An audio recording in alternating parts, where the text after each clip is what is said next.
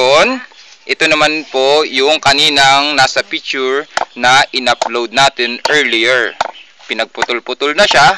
At kung ating nakikita, siya ay parang tinataga-taga para... bakit po? Ano pong dahilan? Bakit po tinataga natin siya?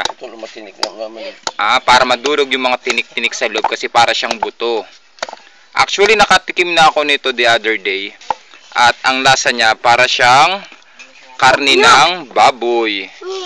Meron siyang taba. Akala ko nga pork chop siya nung nakahain siya sa aming mesa. So ayan, nakikita po natin siya, batik-batik siya. Ito yung nasa picture kanina na parang ahas, para siyang eel. Electric eel. Mahaba siya. Pero ngayon, pinutol-putol na siya. Dinudurog yung buto sa loob. At ayon sa mga taga rito, dito po sa amin, ang masarap na luto nito ay ginataan sa adobo sa gata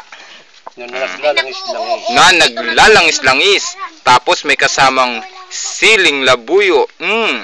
Sarap. Sabaw pa lang, ulam na.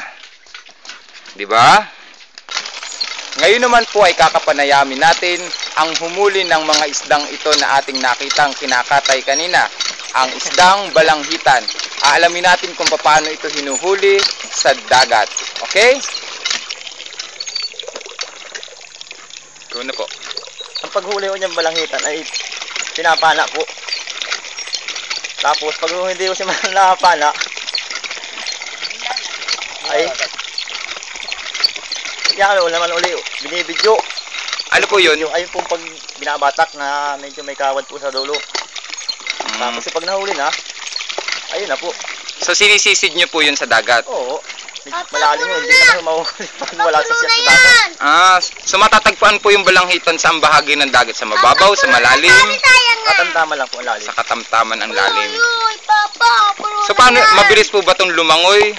Mabilis po. Kasi di ba ang haba niyan, tapos paano nyo siya tinatamaan? Yan po ay tumatago sa bato. Pag yung tumago na sa bato, saka po namin pinapana. Doon na po. Apaw na. O, apaw na daw ang kanyang timba. Binobombang timba at poso. Kasi gagamitin mamaya panghugas dito sa balanghitan. Talagang ay, dalawa. Nag-aang sa apoy. Nasakyan, bra. Ayun oh.